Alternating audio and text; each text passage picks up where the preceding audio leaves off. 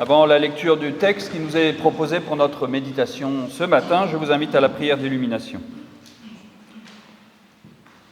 Éternel notre Dieu, j'aimerais que cette journée soit aussi un peu la tienne et celle des autres.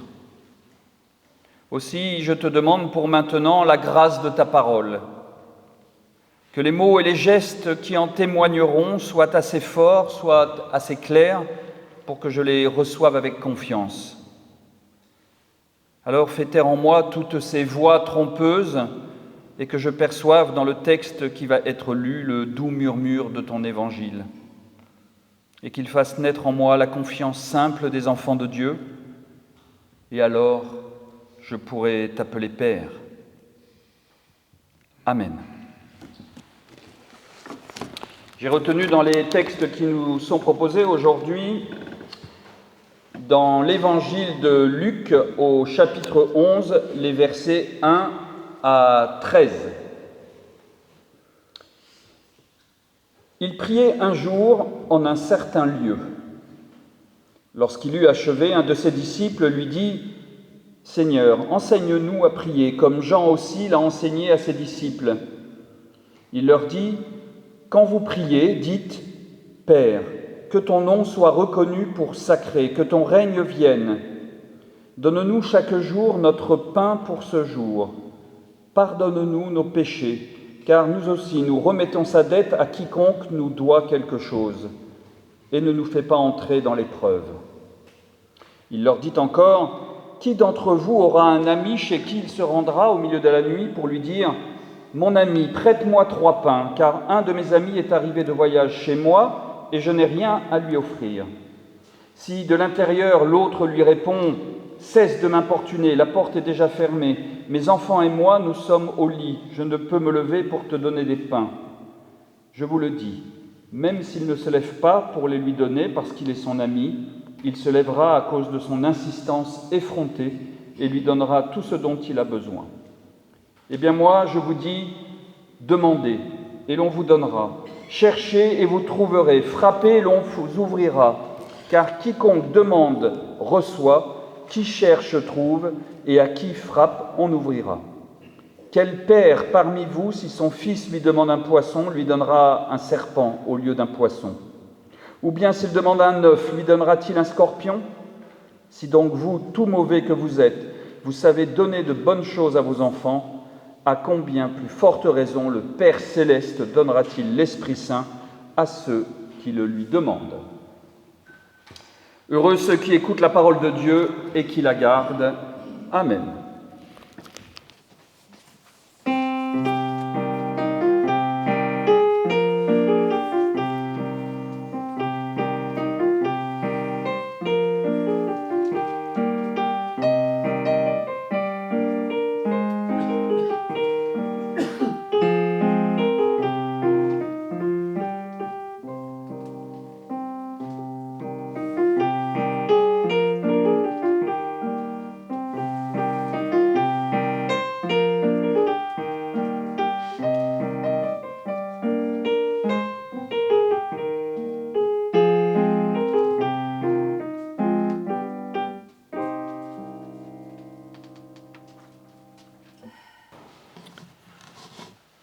À la première lecture, finalement, nous n'avons pas grand-chose à apprendre de ce passage et de cette leçon sur la prière de Jésus.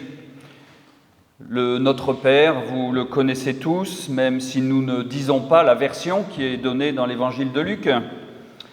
On sait aussi que dans nos prières, nous pouvons tout dire, tout demander, tout en sachant que toutes nos demandes ne seront pas nécessairement exaucées.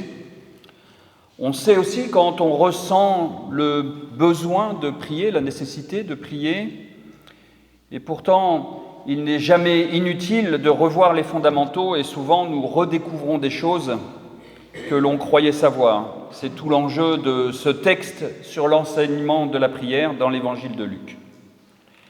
Il y a donc quelques points que j'aimerais décortiquer avec vous ce matin autour de l'introduction au Notre Père. Il y a d'abord cette précision assez étrange au tout début, dans le tout premier verset. « Il priait un jour en un certain lieu ».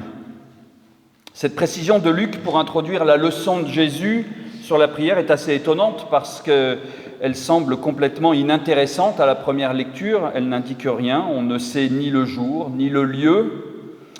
Qu'est-ce que cela veut bien vouloir nous dire à nous aujourd'hui ? Cette précision fait pourtant partie de la leçon sur la prière. Elle doit donc nous donner une information quand on est en attente de conseils pour prier. Je crois tout simplement que la prière n'est pas réservée au dimanche matin de 10h30 à 11h30. La prière peut se vivre n'importe où et n'importe quand, en indiquant que Jésus priait un certain jour et en un lieu inconnu. C'est que cela n'a pas d'importance.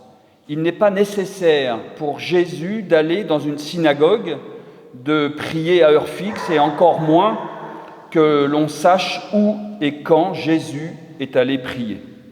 Personne n'a de compte à rendre sur sa façon de prier et le lieu où il prie. Dans l'autre leçon, d'ailleurs, sur la prière qui nous est parvenue dans l'évangile de Matthieu, Jésus disait de se retirer dans la pièce la plus reculée, la plus éloignée de la maison. En quelque sorte, cela revient au même. Dans tous les cas, il s'agit de s'éloigner des regards, s'éloigner du monde pour se retrouver seul avec soi-même, pour une rencontre avec Dieu.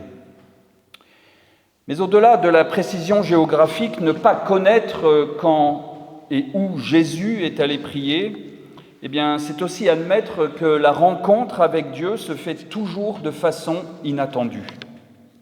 Nous avons tous fait, je pense, l'expérience de la prière que j'appelle stérile, c'est-à-dire ce temps que l'on prend pour prier, mais finalement rien ne se passe, on ne ressent rien, on déverse des mots, mais on sent que ce ne sont que des mots.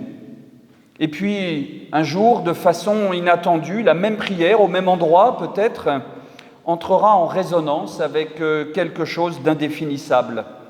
Elle nous fera vibrer comme une structure qui rentre en résonance avec elle-même. Eh bien, c'est à ce moment-là qu'il y a rencontre avec le divin. Continuons la lecture de notre texte. Ensuite, les disciples disent « Seigneur, enseigne-nous à prier ».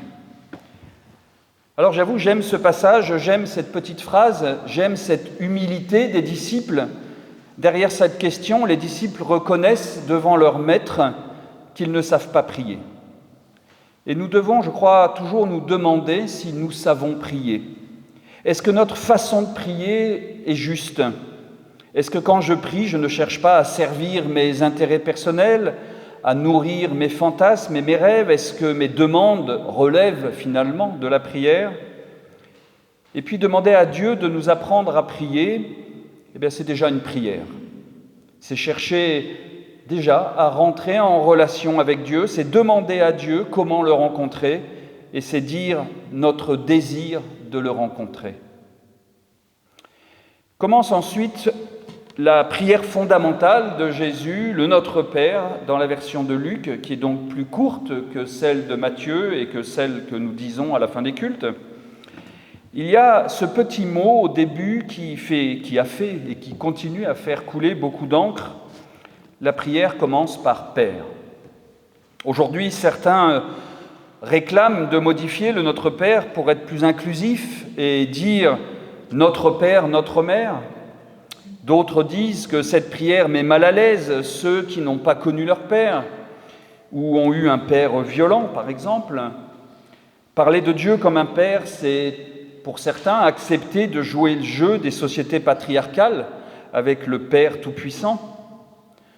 Mais à l'inverse, on peut dire que ce Dieu Père est à l'image de ce que devrait être le Père idéal, un Père aimant, un Père à l'écoute, un Père qui protège, un Père qui a de la compassion et qui souffre avec nous.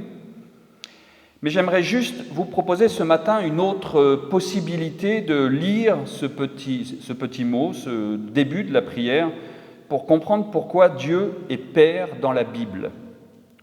Le Dieu Père est à l'image, finalement, du Père qu'un enfant découvre à la naissance. Lorsque l'enfant est dans le ventre de la mère, l'enfant, pendant 9 mois, grandit au contact de sa mère. Il apprend déjà à connaître sa mère, il la sent, il l'entend. Le Père est une découverte brutale à la naissance. L'enfant doit apprendre à le connaître, à se faire accueillir par le Père. Il a toute la vie pour le découvrir aux côtés de sa mère. L'enfant découvre son Père par la parole, il le découvre par le regard, il le découvre par sa façon de l'entendre. Et d'ailleurs, n'est-ce pas justement les 3 sens que Jésus guérit quand il guérit un sourd-muet et un aveugle? Dieu est à l'image de ce Père. Dieu est ce que je cherche à comprendre, à découvrir, à côtoyer tout au long de ma vie pour le rencontrer, et une vie ne suffit pas. Dieu n'est pas notre Dieu dès notre naissance. Dieu devient notre Dieu tout au long de notre vie, en le côtoyant comme un Père, par la prière justement. Pour les enfants, c'est par exemple le baptême qui peut marquer le point de départ de cette nouvelle relation avec leur Père céleste, c'est-à-dire avec ce Père spirituel. Arrive ensuite ce verset 3, « Donne-nous chaque jour notre pain pour ce jour ». Ce verset a lui aussi fait couler beaucoup d'encre et ce verset résonne d'autant plus aujourd'hui avec les crises humanitaires à travers le monde et notamment celle dont nous entendons beaucoup parler en ce moment, la famine qui s'installe à Gaza. Est-il juste de prier pour réclamer notre pain alors que ce matin j'ai eu la chance de manger du pain, une brioche avec mon café? Il y a là aussi plusieurs façons de s'approprier ce verset pour qu'il devienne une bonne nouvelle pour nous tous. Et chacune des façons de lire ce verset, d'ailleurs, n'annule pas l'autre, mais la complète. D'abord, vous avez remarqué que la prière se dit en nous. Nous disons le Notre Père en parlant en nous et pas uniquement en je. Cela signifie que quand nous disons le Notre Père, je ne prie pas pour moi, mais je prie pour nous tous. Alors quand je dis « Donne-nous chaque jour notre pain pour ce jour », je prie aussi pour les autres. Et même finalement, si j'ai eu la chance de manger à ma faim ce matin, je prie pour que ce soit le cas pour nous tous. J'exprime ainsi ma préoccupation que certains n'aient pas cette chance de pouvoir manger, et j'en fais ma préoccupation majeure dans ma prière, parce que la nourriture terrestre est essentielle pour vivre. Et en priant pour le pain de ce jour ou d'aujourd'hui, eh bien, je dis ma préoccupation pour aujourd'hui. Demain est un autre jour. L'urgence pour les personnes qui vivent dans les zones où la nourriture manque, c'est de manger aujourd'hui. Beaucoup ne pourront pas attendre demain. Ensuite, il y a cette question de traduction dans notre texte. On parle du pain de ce jour. Le mot grec qui est traduit ainsi est plus compliqué qu'il n'en a l'air parce que c'est un mot utilisé uniquement dans les 2 versions du Notre Père dans la Bible et nous ne trouvons ce mot grec nulle part ailleurs. Et il est même quasi inexistant dans le grec ancien. Une étymologie possible donc de ce mot étrange peut vouloir dire supersubstantiel. Cela signifierait que l'on ne prie pas pour avoir du pain matériel, mais du pain au-delà de la substance matérielle, c'est-à-dire de la nourriture spirituelle.